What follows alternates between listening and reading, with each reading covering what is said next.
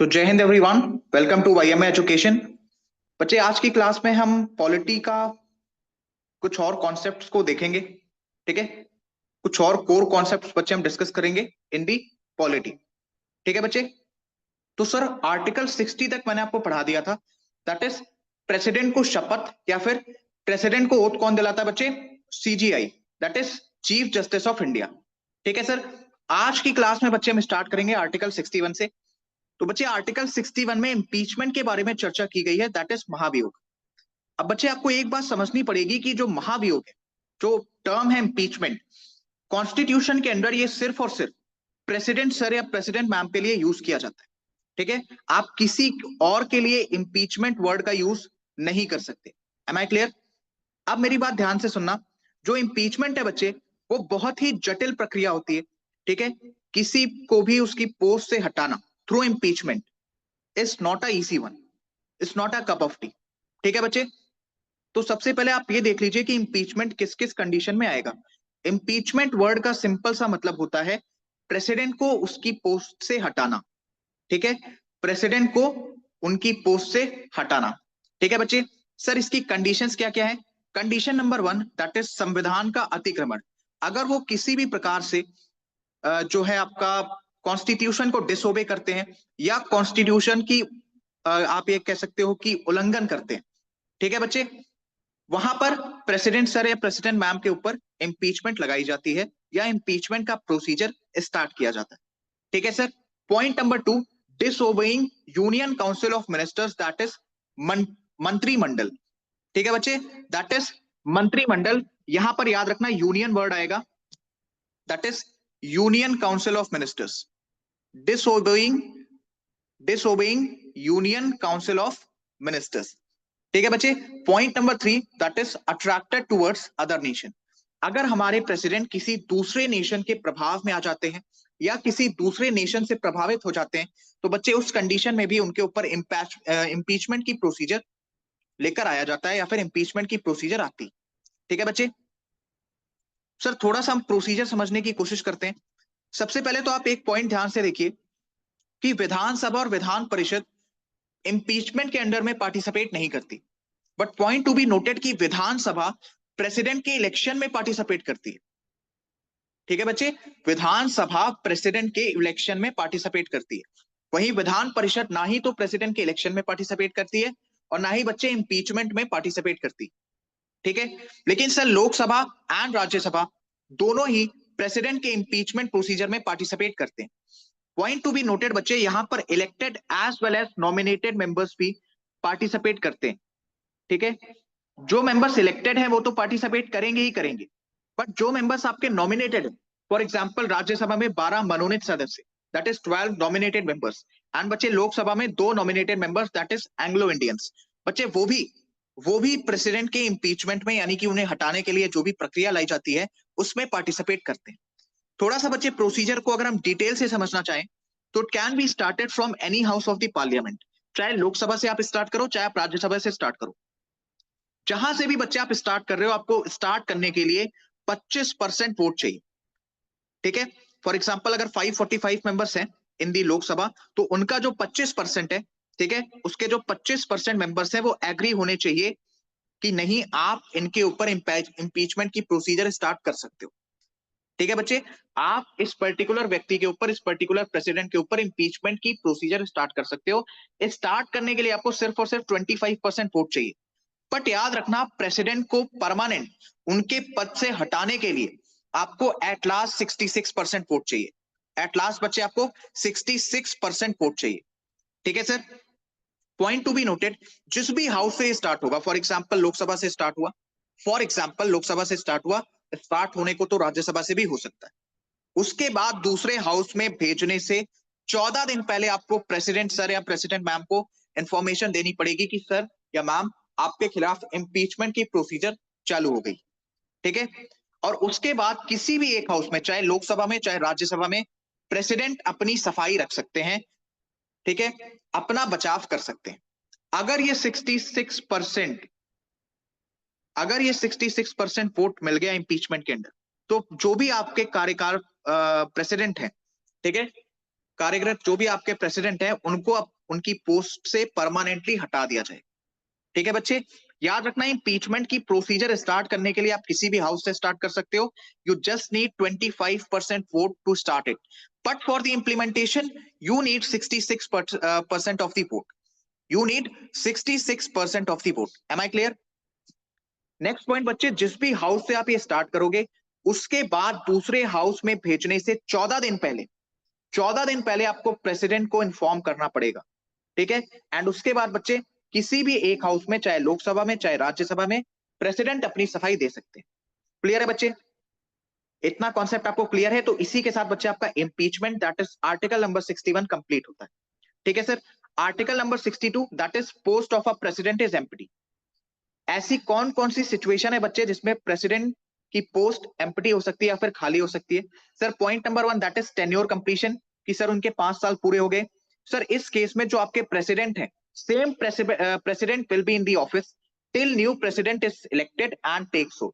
जब तक आपके नए प्रेसिडेंट का चुनाव नहीं हो जाता, जब तक वो शपथ नहीं ले लेते, तब तक पुराने राष्ट्रपति ही उस पद पर बैठे रहेंगे टेन्योर कंप्लीशन होने के बावजूद। सर प्रेसिडेंट का टेन्योर कितने का होता है बच्चे? 5 साल का। ठीक है सर, 5 साल का। क्या 5 साल बाद सेम प्रेसिडेंट, जो प्रेसिडेंट रह चुके हैं, वो दोबारा चुनाव लड़के आ सकते हैं? बिल्कुल आ सकते हैं बच्चे। आंसर इज यस, बिल्कुल आ सकते हैं। मैंने आपको प्रीवियस क्लासेस के अंदर बताया हुआ। Sir point number 2, suppose impeachment पारित हो गया, इंपीचमेंट उनके खिलाफ साबित हो गया। ठीक है, तो बच्चे 66% वोट अगर मिल गया तो इंपीचमेंट इंप्लीमेंट हो जाएगा, राइट? तो इंपीचमेंट के केस में भी जो आपके प्रेसिडेंट है उनको उनकी पोस्ट खाली हो जाएगी। सर प्रेसिडेंट ने अपनी मर्जी से रिजाइन कर दिया, रेजिग्नेशन दे दिया, पोस्ट खाली हो जाएगी। सर उनकी डेथ हो गई, पोस्ट खाली हो जाएगी। या फिर सपोज निर्वाचन ही लीगल हो गया, इलेक्शन ही लीगल हो गया। प्रेसिडेंट के इलेक्शन में खड़े होने के लिए बच्चे आपकी जो मिनिमम एज है वो 35 होनी चाहिए, plus you must have 50 presentatory and 50 representatory, right? Presentatory और रिप्रेजेंटेटरी कौन हो सकते हैं, इसका आंसर आप मुझे देंगे इन दी कमेंट सेक्शन। ठीक है बच्चे, तो सपोज इलेक्शन ही लीगल हो गया, वो 34 साल 9 महीने के थे या 34 साल 11 महीने के थे, ठीक है, और इलेक्शन में आ गए। तो अगर ऐसी कोई भी चीज, ऐसी कोई भी कंडीशन, ऐसी कोई भी सिचुएशन बनती है तो प्रेसिडेंट की पोस्ट खाली हो जाएगी। पॉइंट नंबर 2, 3, 4 एंड 5 में बच्चे वाइस प्रेसिडेंट सर पोजीशन को होल्ड करते हैं जब तक कोई नए प्रेसिडेंट इलेक्ट होकर नहीं आ जाते। Am I clear? Am I clear बच्चे? तो यही बात करता है आपका article 62 that is post of a president is empty. Situations sir tenure completion, impeachment, resignation, death and if the election is illegal. For example 1969 के अंदर बच्चे वीवी गिरी साहब, उन्होंने क्या कहते हैं, वो कार्यरत हुए थे प्रेसिडेंट की पोस्ट पे after the death of Zakir Hussain. Similarly बच्चे 1977 में पीडी जत्ता साहब, ठीक है, after the death of Fakhruddin Ali Ahmed sir. Clear है बच्चे? तो चलिए अब इसी के साथ हम पावर्स ऑफ द प्रेसिडेंट को देख लेते हैं। सर प्रेसिडेंट के पास कई प्रकार की पावर्स होती हैं। Power number 1 that is executive power, power number 2 that is legislative power, power number 3 that is financial power, similarly judicial power, military power, diplomatic power, but the most important powers are emergency powers, discretionary power, ठीक है, discretionary power and at last veto power, at last veto power। बच्चे veto power हम separate video में discuss करेंगे, but ये सभी चीजें along with national emergency in detail, state emergency in detail and financial emergency in detail, उसके साथ जितनी भी पावर्स हैं, हर एक पावर को हम डिटेल के साथ इसी क्लास के अंदर डिस्कस करने वाले। स्टार्टिंग फ्रॉम एक्सिक्यूटिव पावर, बच्चे अपॉइंटमेंट्स करते हैं इसमें प्रेसिडेंट, ठीक है। फॉर एग्जांपल जो आपकी कार्यपालिका है दैट इज एक्सिक्यूटिव बॉडी, जो चीजों को इंप्लीमेंट करवाती है, जो भी कानून बनते हैं उनको इंप्लीमेंट करवाती है। तो बच्चे उनसे रिलेटेड जो भी आपके ऑफिसर्स हैं उनकी अपॉइंटमेंट्स कौन करते हैं? प्रेसिडेंट करते हैं। For example IAS, IPS, IFS etcetera. Sir legislative power, कोई भी भैया आपका बिल है, ठीक है, वो कानून कब बनेगा? जब उस पर प्रेसिडेंट सर की या प्रेसिडेंट मैम की साइन होगी, राइट? तो भैया उनकी जो साइनिंग पावर होती है, जो साइन करने की पावर होती है, उनकी साइन की जो पावर है बच्चे, आप उसे कहते हो लेजिस्लेटिव पावर। क्योंकि जब तक प्रेसिडेंट सर किसी भी बिल पर साइन नहीं करेंगे वो एक्ट नहीं बनेगा, यानी कि कानून नहीं बनेगा। क्लियर है? बिल क्या होता है सर, एक्ट क्या होता है, ये हर एक चीज मैं आपको आने वाली क्लासेस के अंदर अच्छे तरीके से समझाऊंगा। सर फाइनेंशियल पावर क्या होती है? प्रेसिडेंट इमरजेंसी सिचुएशन के टाइम पे, ठीक है, आकस्मिक निधि से 500 करोड़ रुपए तक सरकार को दे सकते हैं, ठीक है, 500 करोड़ रुपए तक सरकार को दे सकते हैं at the time of emergency. Emergency को बच्चे हम डिटेल से डिस्कस करेंगे। 3 टाइप की इमरजेंसी होती है, नेशनल, स्टेट एंड फाइनेंशियल। ठीक है, डिटेल से हम डिस्कस करेंगे। हाल ही में अभी आपको एक राज्य में स्टेट इमरजेंसी भी देखने को मिली होगी। मुझे उस राज्य का नाम भैया कमेंट सेक्शन के अंदर चाहिए, चाहे वो बैथ वाला बच्चा हो, चाहे वो यूट्यूब वाला बच्चा। ठीक है sir. Sir judicial power, sir judicial power में भैया पार्डन पावर आती है, कम्यूट पावर आती है, रेमिशन पावर आती है, रेस्पाइट पावर आती है एंड रिप्राइज पावर आती है। बच्चे इसमें आपको कुछ भी डिटेल से जानने की जरूरत नहीं है। ठीक है, आप सिर्फ पार्डन वर्ड का मतलब याद रखना, जब राष्ट्रपति सजा को माफ कर देते हैं। ठीक है, बाकी कम्यूट, रेमिशन, रिस्पाइट, रिप्राइज ये एग्जामिनेशन पॉइंट ऑफ व्यू से उतना इंपॉर्टेंट नहीं है, तो इस वीडियो के अंदर मैं ये डिटेल से डिस्कस नहीं कर रहा हूं। बट अगर किसी भी बच्चे को इसके बारे में डिटेल से जानना होगा, please do mention in the comment section, मैं इसके ऊपर डिटेल से वीडियो बना दूं। ठीक है बच्चे। सर मिलिट्री पावर्स, आप जिस भी सेना में जाना चाहते हैं, चाहे वायुसेना, चाहे नौसेना, या फिर बच्चे भारतीय थल सेना, उसके जो सुप्रीम कमांडर होते हैं वो कौन होते हैं भैया? प्रेसिडेंट होते हैं। सर डिप्लोमेटिक पावर, जो भी आपके आईएफएस ऑफिसर्स होते हैं लाइक इंडियन फॉरेन सर्विसेज, उनके जो एम्बेसडर होते हैं दैट इज राजदूत, उन्हें भैया विदेश में भेजना, या किसी भी मंत्री को विदेश में जाना है तो किससे परमिशन लेके जाएगा? प्रेसिडेंट से परमिशन लेके जाएगा। तो ये हो जाती है भैया उनकी डिप्लोमेटिक पावर। ठीक है बच्चे, इसी के साथ पावर्स ऑफ द प्रेसिडेंट में अब हम आते हैं भैया इमरजेंसी पावर्स के ऊपर, जिसमें सर आपकी 3 टाइप की इमरजेंसी आती है, that is first one national emergency, second one बच्चे state emergency, and third one that is financial emergency. ठीक है बच्चे, थोड़ा डिटेल से हम डिस्कस करते हैं sir about national emergency. Sir सबसे पहले नेशनल इमरजेंसी से रिलेटेड आपके जो भी प्रोविजंस है वो आर्टिकल नंबर 352 में मेंशन, आर्टिकल नंबर 352 में मेंशन है। ठीक है बच्चे, कंडीशंस क्या क्या है सर? सपोज किसी पड़ोसी हमारे देश ने हमारे ऊपर आक्रमण कर दिया, दैट इज विदेशी आक्रमण, फॉरेन अटैक। ठीक है बच्चे, आप इस तरीके से इसको समझ सकते हो, या हमारे देश के अंदर ही सिविल वॉर आ गई, भगवान ना करे ऐसा हो, बट इन केस अगर ऐसा होता है तो नेशनल इमरजेंसी लाई जा सकती है। 1972 के टाइम पे इंदिरा गांधी जी ने इसको एक बार वो लेकर आई थी, जिसके बाद काफी बवाल भी हुआ। ठीक है सर, नेशनल इमरजेंसी कैसी आती है? यूनियन काउंसिल ऑफ मिनिस्टर्स की सिफारिश पर, हिंदी मीडियम बच्चे मंत्रिमंडल की सिफारिश पर। अब एक पॉइंट आप यहां पर ध्यान से नोट करो, ये जो आपकी यूनियन काउंसिल ऑफ मिनिस्टर्स होती है, इसके हेड पता है कौन होते हैं? एनीवन? सर इसके हेड कौन होते हैं? That is prime minister. मंत्रिमंडल की सिफारिश पर, यानी कि यूनियन काउंसिल ऑफ मिनिस्टर्स की सिफारिश पर, यानी कि ऑर्डर कौन देगा? इच्छा किसकी होगी सर? प्राइम मिनिस्टर की होगी। और प्राइम मिनिस्टर की इच्छा पर यूनियन काउंसिल ऑफ मिनिस्टर्स सिफारिश करेगा प्रेसिडेंट से, और प्रेसिडेंट इमरजेंसी या नेशनल इमरजेंसी को लागू करेंगे। तो इच्छा किसकी थी? प्राइम मिनिस्टर की। सिफारिश किसने करी? यूनियन काउंसिल ऑफ मिनिस्टर्स ने, मंत्रिमंडल ने। लागू किसने किया बच्चे? प्रेसिडेंट। ठीक है सर, इसका प्रोसीजर क्या होता है? With in 30 days of the announcement, suppose आपको इमरजेंसी लागू करनी है, आपने आज अनाउंसमेंट करी, तो अनाउंसमेंट करने के 30 दिन के भीतर, with in 30 days of the announcement, आपको लोकसभा और राज्यसभा दोनों ही हाउसेस से अप्रूवल लेना पड़ेगा।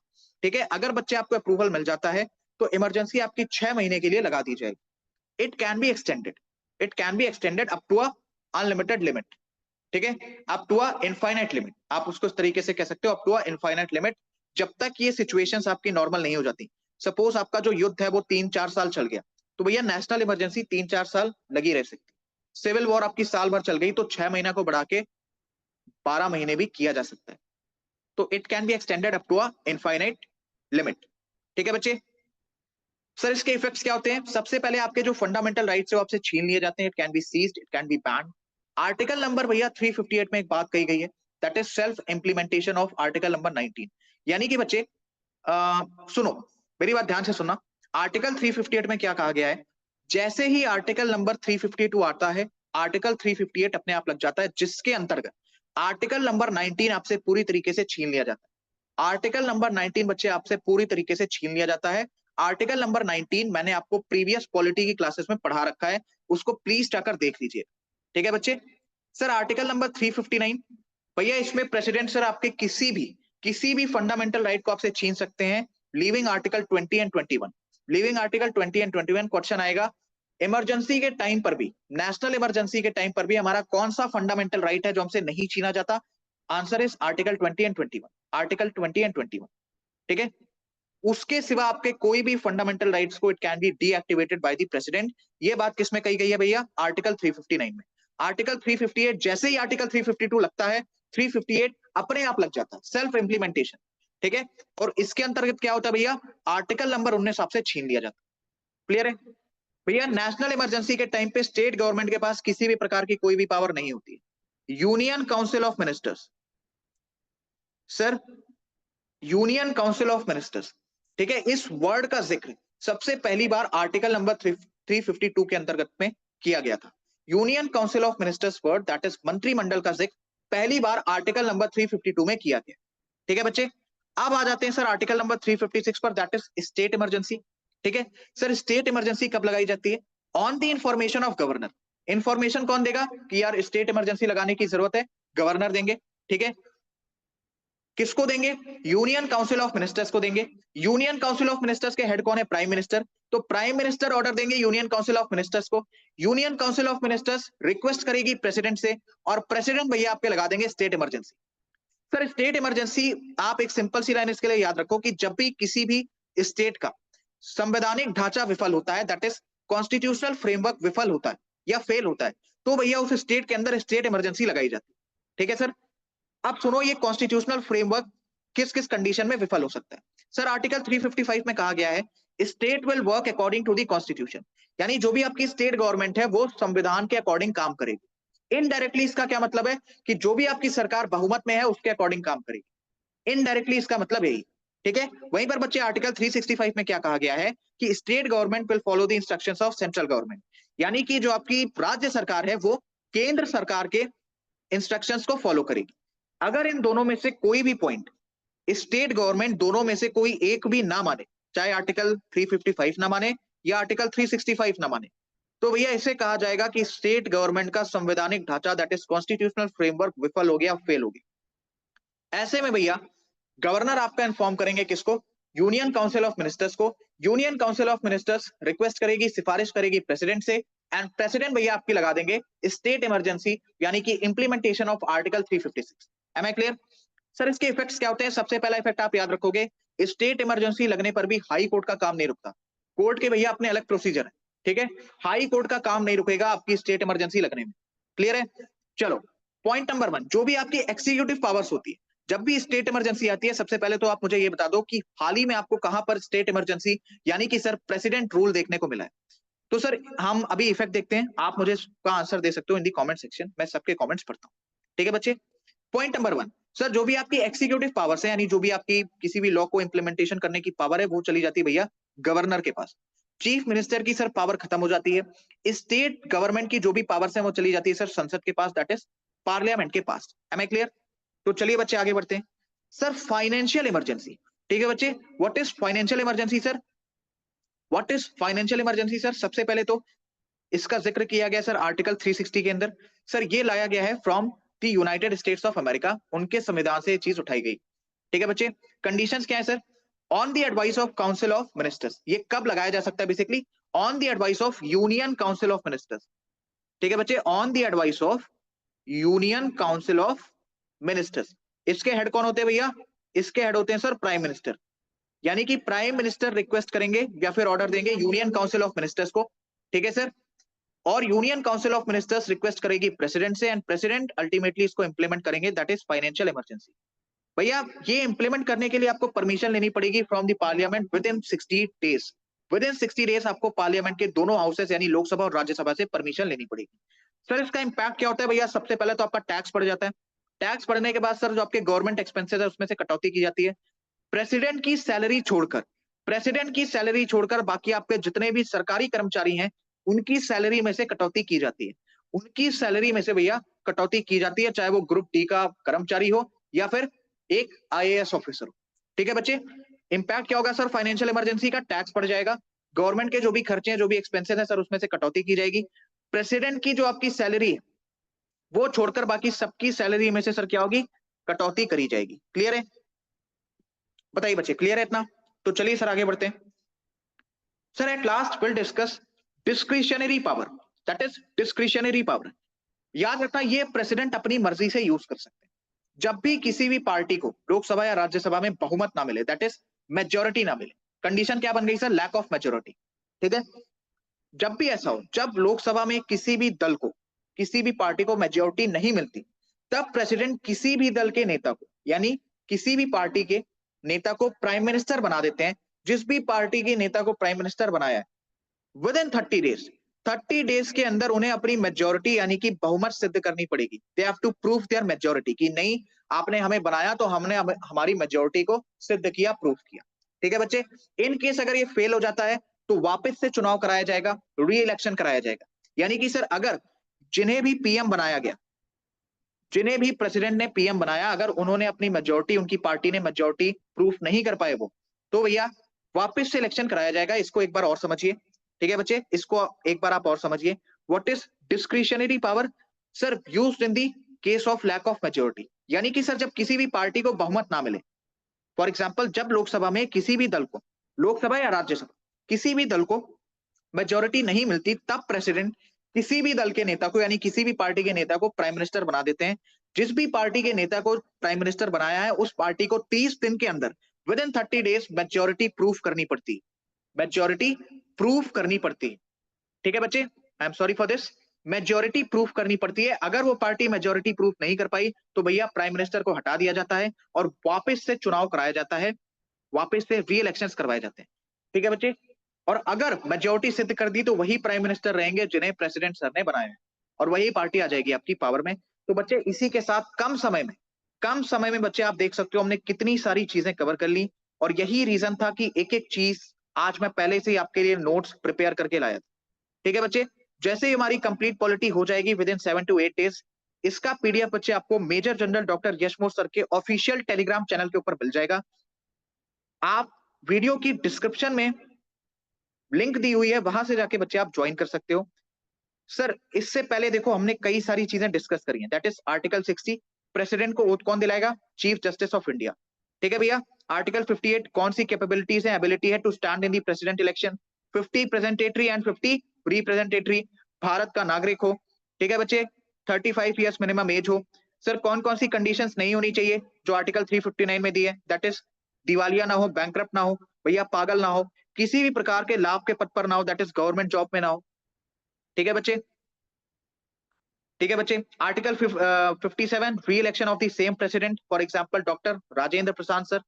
ठीक है, Rajendra Prasad sir. Article 56, president का टेन्योर कितना होता है भैया? 5 साल का होता है। ठीक है, अगर पोस्ट आपकी 5 साल से पहले खाली हो जाती है तो जो आपके नए प्रेसिडेंट आएंगे वो पूरे 5 साल के लिए आएंगे, बचे हुए कार्यकाल के लिए नहीं आएंगे। आर्टिकल क्या कहते हैं, 356 भैया कहां से लिया गया है? अमेरिका से। सॉरी, आर्टिकल 356 आपका अमेरिका से नहीं लिया गया, बल्कि अमेरिका में जो प्रेसिडेंट का टेन्योर है वो होता है भैया 4 साल का। ठीक है, point to be noted, article 356 आपका अमेरिका से नहीं लिया गया, ये एक बार स्टेटमेंट में पूछा गया और मैक्सिमम बच्चों ने इसको गलत कर दिया।